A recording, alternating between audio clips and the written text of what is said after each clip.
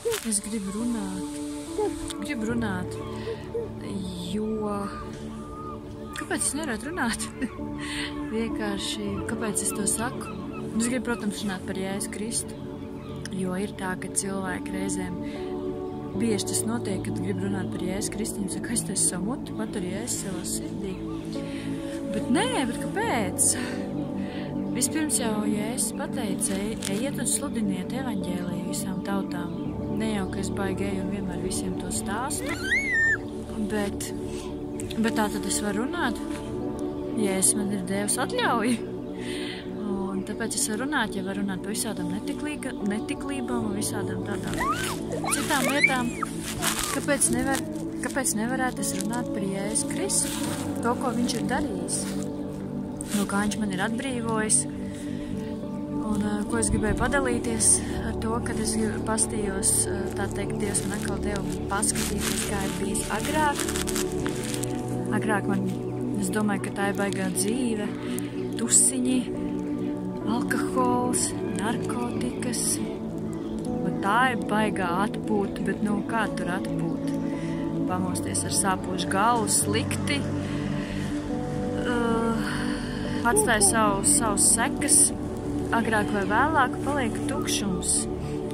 Un cilvēks paliek aizvien tukšāks un tukšāks, agrāk vai vēlāk, jo tas jau nepiepilda. Jo Dievs ir paredzējis mums vietu, mūsu sirdīs vietu tieši viņam. Un tad, kad mēs mēģinām ar kaut ko citu aizpildīt, tad, agrāk vai vēlāk atnāk tukšums. Jā, tā man likās, ka tā ir tā dzīve, vajag foršā atpūta, bet nē, tas man atstāja tikai vēlāk kaut kāds lielāks vērts. Kad cilvēks to turpina, tad vienkārši paliek nedziedināts dvēseles. Jo tu vairāk turpini to darīt, tad tās problēmas paliek vēl lielākas un vienkārši ar narkotikām, alkoholu un tusiņiem viss jau to dvēseli paliek nedziedināta. Un jā, vienkārši Dievs man ļāva paskatīties un ieraudzīt, kā ir bijis kādreiz. Piemēram, tagad arī bija kāzās. Es jau točno nebūtu tas cilvēks, kas sēdētu maliņā. Piemēram, kad uz galda ir alkohols, es nebūtu tas cilvēks, kas sēdētu maliņā. Es iet vienmēr un dzert. Tāpēc es skaidri zinu, ka tas ir Kristus, kas to dara, kas man dara brīvu, un kad no šīs vēlmes. Un man nevajag alkoholu, lai atslābinātos, lai būtu jautrāk, lai foršāk. Kādreiz tāpēc man vajadzēja, bet tagad, paldies Dievam, un arī blakus bija kristieši. Un es jūtos labi vienkārši tāpēc, kad ir Jēzus Kristus, man nevajag kaut ko citu papildus, lai justos labi. Tāds, piemēram, alkoholu. Un tā kā to viņš man parādīja, kad es esmu tā brīva. Vienkārši brīvi man tas vairs nav vajadzīgs, jo pirms Kristus, tā teikt, mani atved atpakaļ, tad tāpatās man patīk ik pa laikam iedzert.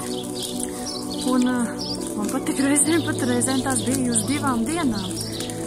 Un tagad vispār iedomājos kaut kāds ārprāts, sapošu galvu, viss morāli, viss, priekš kam tas vajadzīgs.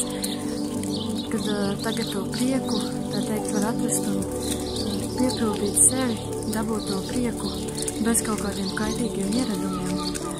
Tas ir vienkārši meklējiet prieku savā kungā. Tā kā jā, vēl viena lieta, kas lanu vārdi aiziet no manis projām. Jo arī es biju tā teikt, es reizēm rupji lanājos kā puišās. Tagad es dzirdu lanu vārdus, man vienkārši griež ritīgi ausīs. Ja kādreiz man gadās netīšām kukas vai dusmās ar kaut ko pat pateikt netīšām, tad pēc tam ir tā, kad es uzreiz, pēc tam ātrā saprotu, saku, Dievs piedod. Bet agrāk es par to nedomāju. Un tas ir tas, ko, tā teikt, kā Kristus tīra mūs, kā maina mūsu sirdis.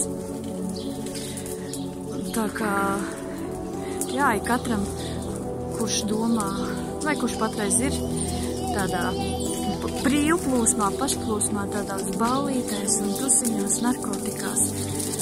Es gribu pateikt, meklē Jēzu, Viņš ir tas, kas tev ir vajadzīgs. Tu nekur citur neatradīsi to, ko tu tur meklē. Eiforija paiet. Un kas pēc tam atnāk? Sākumā to eiforiju izdodās sasniegt. Tad jau ar to ir par maz, tad jau vajag kaut ko vairāk. Vairs nepietiek ar to, kas ir. Un tā cilvēks meklē un kaut kur klīst un klīst un klīst. Un nevar saprast, kāpēc beigās viņš ir nonācis tur, kur viņš ir. Tas tāpēc, ka Dievs ir paredzējis katram mums, mūsu sirdīs vietu viņam. Tā kā tas ir, ko es gribēju šodien padalīties. Lai Dievs uzrunāja katru no jums. Atā!